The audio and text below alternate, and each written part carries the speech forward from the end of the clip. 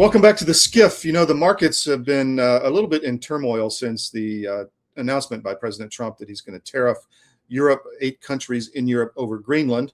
And whenever there's market turbulence, I know the guy to call, and that's David Cross, our resident financial advisor at U.S. Asset Management. So I'm going to bring him in now, and let's talk markets. David, thank you for joining me, man. Hey, Todd, how are you? Oh, busy, dude. What's going on down in Georgia?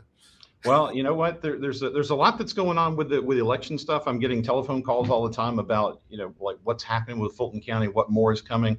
Yeah, there's a lot more that's coming. But other than that, we have a holiday in the stock market, so I'm catching up on paperwork today. Working with a lot of new clients, so things are good, but it's very busy. Start to the year. Well, busy is good, especially in your business. That means, I remember those days trading when you can't get the last trade in before the bell and tickets are falling off your desk and you're trying to get it all done. I got some slides when you're ready, but turbulence in the markets over this tariff thing, is that anything to worry about, or what do you think? And you know what? I just noticed the S&P is almost 7,000. I never even realized that. I looked at that. I'm like, you got to be kidding me. So where are we, David? So we're rapidly approaching 7,000 on the S&P. A lot of people keep up with what's going on with the Dow Jones Industrial Average. It's on the cusp of going over 50,000 here pretty soon. And the numbers that we have projected, I think like a year out, my numbers are projecting like 53 to 54,000. So it looks like there's still more upside, and we're seeing some good things that are happening with stocks. I mean, we're just in this protracted uptrend right now. The only thing that I see that's getting a little bit tired right now is some of the technology stocks. What do you think about AI? AI it's got good features and it's got bad. I mean, so my trader that works with me, he was using AI to try and help him write code to look for to look for patterns that are going on in some of these stocks.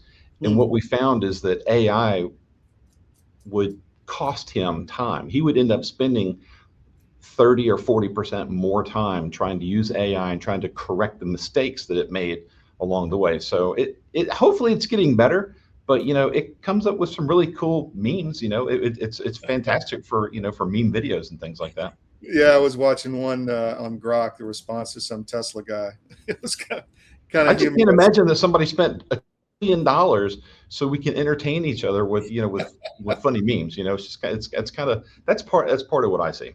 I kind of see it as the Y2K bubble redo. What do you think of that in that vein, or is it going to really revolutionize everything? People are a lot more careful nowadays. I don't see nearly as many companies that are coming out and saying, like back in 2000, you had people saying, "Oh, we're just going to add .com to the end of our name," and that would make their market value go up. And unprofitable companies were selling for just ridiculous prices. And now what's happening is we have profitable companies. They're selling for very high prices, but it's nowhere near what we saw in 2000. Yeah. And also the supply of stocks is down too. There's just not nearly as many companies that are publicly traded today as there were then. So you used the phrase a while back here. You said the stock market likely might melt up, and you were exactly right on that. Do you see that continuing? And I don't want to put you on the spot, and I've got your slides whenever you're ready. But yeah. So actually, go ahead and pull the slides up, and I'll say, I think we're still seeing that. I have to read a disclaimer because not everybody can read all of that gibberish that's on there. So we're going to be discussing financial markets and investments. I'll not be making any specific recommendations to you as an individual. My comments are provided as a courtesy and for educational purposes only. Please consult your investment professional, legal, or other advisor about specific information pertaining to your situation and your risk tolerance. Okay, got that out of the way. So let's. I think I just dive right into charts. So what you're going to see here, this is the S&P 500. For those that don't know, this is the 500 largest companies in America. This is dominated by Apple, Nvidia, Google, Microsoft. The big companies that you've heard of before. What we see is that the white line that's on there, that represents the most recent price. The red line represents the short-term trend, and the blue line represents a longer-term trend. So I believe I've got like a 30-day is the red line, Mm-hmm. and the 100-day is the blue line. All I really care about is the price respecting those lines and staying above them. Above is good, below is bad. So right now the S&P, it's above. We're still in an uptrend. The next slide is interesting. This is the Nasdaq. This is the technology companies. So what you're seeing is the price line that's on there, the white line, is consistently invading and dropping through the red line, and it's occasionally touching the blue line. What this says to me is that maybe the technology companies that did so fantastic before, maybe they're kind of getting tired right now. That's the conclusion that I come to. So these things look like they're stalling a little bit. Yeah. The next chart looks ridiculously strong. So this is the Nasdaq, I'm sorry, this is not the Nasdaq. This is the Russell 2000 small companies. So for the longest time, small companies in the US have lagged in performance of the large companies. And normally what happens is large companies, because they have a little bit less risk of going out of business, they provide returns here. Mid cap should be higher, small cap should be higher than that. That's the way it's supposed to be. For the last 10 or 12 years, it's been the opposite. You've had large cap with the best returns, mid cap with less, and small cap with even less. So maybe we're starting to see like this thing called reversion to the mean, where the small companies start to pick back up. We'll see. But these have Do you think that's is it due to the golden age coming? People are seeing innovation and in more, I guess, free market focus. I don't know if it's that. I mean, if you recall on the previous slide, on the Nasdaq slide, you're seeing this kind of tired thing that's going on. The way that I look at stocks and stock prices is I look at them as a continuous auction. So if you've ever been to, like a furniture auction or an art auction or something like that, and you see maybe the auctioneer brings out a piece that everybody's really interested in. You'll see a bunch of paddles going up and everybody's really interested. But if he brings out a similar piece, fewer paddles go up. If he brings out another similar piece and another that is kind of the same as the first one, less and less paddles go up. It's telling you that the audience is kind of getting, saturated with too many offerings. That's what the Nasdaq looks like to me. And where we are right now is I think maybe people are saying, hey, listen, I've still got money to invest. I've got enough of the big stuff. Let's broaden out a little bit and maybe go for some of the smaller companies. So, the Russell 2000 is going to have companies in there. Some of them are involved in quantum computing because they're really small companies. Some of them make ball bearings. There's 2,000 companies that are in there. Some of them are not very profitable. Some of them are actually doing fairly well. But what I see is things are broadening out a little bit. Fantastic. A warm welcome here at the National Press Club. Welcome to the journalists, welcome to the Embraer team, and welcome to the other guests that we have here. I'm going to announce, and as some of you guessed it right when they came in, the first E2 order by an American operator. And that operator is Avello. We believe this is really a strategic shift to unlock profitability for the customer. I'm very pleased that we have Andrew Levy here as the CEO of Avello, and I'm very pleased to give the stage to share a little bit more about what Avello is going to do with the E2 195. Thank you very much. Couldn't be more excited to be here as part of this historic announcement. We have such a great cultural fit as companies, so we're very, very excited to be Embraer's newest customer. We launched our airline in April of 21, and our target is focusing on small secondary airports of large metro areas. We've carried over 8 million customers since we started on 63,000 flights. And we've done all these things with 1,200 of the greatest crew members I could ever imagine having, and many of them are here with me today. This is the right airplane for us. It's going to open up opportunities for us that no other aircraft can serve. The best thing about the airplane, of course, is you will not find a middle seat on this airplane. It doesn't exist. We won't have any to offer. It's going to be the best cabin in the United States, and we're so excited about that. This is going to elevate our experience to the highest level, and we think our customers are absolutely going to love the airplane.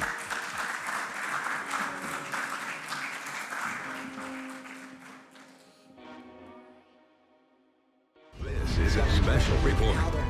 Knowing how to invest your money is harder than ever before. Dealing with stock market volatility, record debt, and terrorist attacks requires new thinking. At U.S. Asset Management, We can help you see the world more clearly so that you can move beyond the chaos and invest with confidence. Call us, visit us online, or drop by our office. U.S. Asset Management, helping you make better decisions with your money. All right, next slide shows the international markets. So EFA means Europe, Australasia, and Far East. So it's basically everything except the United States. And again, for the last 20 years, this thing has severely lagged the S&P 500 or U.S. stocks. Now, and right now, I think the largest company in Europe has a market capitalization of around $300 billion. Right? Sounds like a lot of money until you think of NVIDIA here, which is more than 10 times the size in market value of right at 4 trillion. So what we're seeing right now, I think, is this broadening out where people are saying, you know what, I'll take some of the international companies. And as I said before, asset prices are going up because our country is printing money.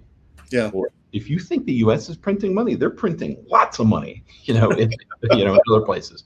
And so that's why I think you're seeing these prices are moving up too. And this doesn't mean that even though we're in these uptrends, it doesn't mean that prices can't come down and you're not going to see things, correct down.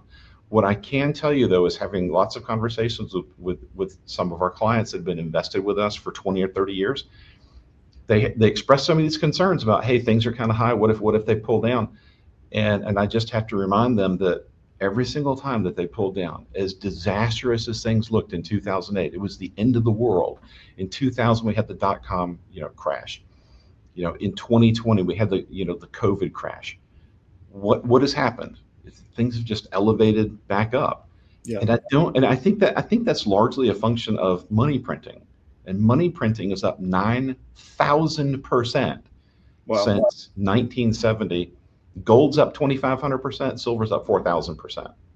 Yeah, it's just amazing to watch, man. So really, what your job is a timing issue, because as people get closer to when they can't really take that kind of downdraft for 5-10 years, then you reallocate the portfolio, correct? Correct. So the next slide, I think, is interest rates. Mm-hmm. Oh, no, that's fear and greed. So the greed is starting to come up a little bit right now. It doesn't look to me like things are overly frothy.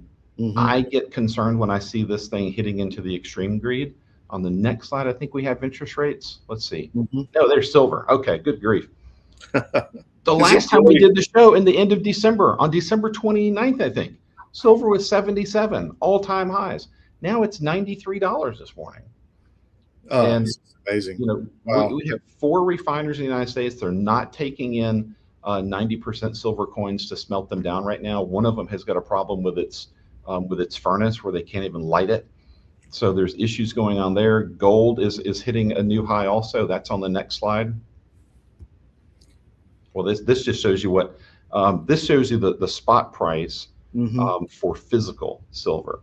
So if you go back one, we see in the silver market, in the futures market, it's $93.36. The next slide shows silver is $94.18. So if you want to take physical delivery, it's $94.18. And a lot of these dealers, they're charging premiums. So if you want to buy like an American Eagle, right, they're going for like 107 or 109 right now, per coin. 2 years ago, these things you could get them all day long for $25, maybe $30. Yeah, I remember talking about, hey, have some silver. So if the grid goes down and you want somebody to wash your car, you can give them $20. Now it's $100. Yeah, it's $100. So there's been a number of people that have said, hey, I can't buy those, but I can buy. Oh, I dropped my coins. I had $50. But people are buying, old $50, quarters, dimes, and things like that, and people are starting to stack those. Just amazing time period we're in. Do you want the next slide? Yes, please. This next one shows gold. So we're hitting a new high on gold at 46.67 right now. And I believe the next slide, I don't know if I put interest rates on here or not. Maybe I didn't. Hit the next one. Yeah, 4.22%. So on the far right-hand side, this to me is a little bit concerning. We're seeing interest rates popping up, all right? Normally, if there are global tensions and people are worried about things, they're selling stocks, they're buying bonds. If they're buying bonds, they're pushing interest rates down. When we did this show in the end of December, the 10-year treasury was at 4.17. Now it's 4.22. Yeah. So it's not very different, but the bottom line is that the yield is higher right now. So I'm not a big fan of owning bonds in an environment where the government, our government and other governments are printing money. Yeah. Bonds tend to not hold their value over time. And people don't realize the 10-year basically drives the whole economy. I mean, that drives rates, it drives mortgages, it drives everything. So it drives the interest rate on my, I've got a line of credit, for my business. If you have a home equity loan, the home equity loan is tied to what's going on with 10-year rates. So totally. just be aware that, I mean, me personally, I would prefer to own dividend paying stocks that maybe pay a 4, 5, or 6% dividend. I'm going to get taxed at 15% federal, 5 or 6%, for the state. I'm still probably going to end up with more cash flow with my dividend paying stocks, but I also own equity that if I go buy a bond right now and put $100,000 into it, I'm going to get $100,000 back in 10 years. If I go buy $100,000 worth of dividend paying stocks, there's a chance, it's not guaranteed, but there's a chance that 100,000 could be 120 or maybe more. It could be less, but but you do have the opportunity for it to go up in value. Yeah, just amazing. Next. All right. So here's, over the weekend, Trump said, hey, if you screw with us in Greenland, we're gonna tax all the stuff that's coming from the European Union at 25%. So everybody's like losing their minds. And so if the stock market was open today, I think we saw that the Dow Jones would be down, roughly 300 points. The S&P would be down maybe 1% or so. I'm not particularly concerned about what's going on here. There's just too many times when we've seen Trump say something like, hey, I want to do this or that. The market responds negatively. And then he comes back later and says, just kidding, and then we just resume the uptrend. Totally. That's so true. Wise. And, they always told me when I started on Wall Street, you need a mentor who's been through 3 or 4 bear markets, and that's you. So if clients are wondering, who they should get to advise them, David is the guy, because the experience really, really matters. Yeah, I appreciate that. And I'll tell you what, too, there's a bunch of people out there that they sometimes wonder, hey, I've never worked with somebody like you before. You probably only work with people who have millions of dollars. I don't. We are, our prerequisite is that you follow our advice and you don't call us all the time and tell us, I'm scared, I want you to move everything into cash. People that do that end up not doing nearly as well as people who just let us do our job. And then we manage a lot of money on the Fidelity platform. So if you have an account that's at Fidelity, you can assign us as the coach, so to speak, to make the calls on what to buy and what to sell in your account. And you can retain your username and password, and it just makes it really easy. And Fidelity's got a really user-friendly interface that a lot of people like. Well, there's so much turmoil in the job market. People, hopping around companies, especially like in the tech sector or medical sector or whatever, and they have these. Sometimes they don't even realize they have a 401k sitting at their old job or whatever, and you can move all that into something that you can manage and not leave it at the old firm. And sometimes you have your whole life's work there in your 401k, and that's your life's work. You need it managed correctly so you can survive in the future. Yeah, that's absolutely right. So that savings represents money, represents work that you set aside to help pay for your future expenses. So it's hugely important that you make sure that money's working appropriately for you. And I've occasionally come across people that have been very blessed with having very generous pensions, or they can live on their Social Security plus some of their savings, or maybe they have rental income that's coming in. And sometimes the big question I get is, I have $1 million, but I don't really need it. What can I do? And so our job is to help people make good decisions and to point out opportunities. Like I did last week, I was pointing out an opportunity with a client saying, if I were you, I would use this extra money to help make amazing memories, with your grandchildren. he had grandchildren between the ages of 3 and 16. I was like, share things with them that, that you Yes. enjoyed, as a young man. And he said, you know what, I love sailing. And I said, there you go. Let's set aside some money to take your grandkids on a sailing trip. And that dovetails right into our whole push of rebuilding community, resilience, family. I mean, it's really important that you let your kids know what you experienced so they don't have to relearn it. Exactly. That's really important. All right. Is there any more slides, or is that it? I think that's it. So hit next and see if it ends. Oh, there's our website. So if we can be a service, reach out to us at us-am.com, or just Google me, David Cross, US Asset. David, thank you so much, man. Always a pleasure. We'll have you back soon. My pleasure. Thank you. Take care.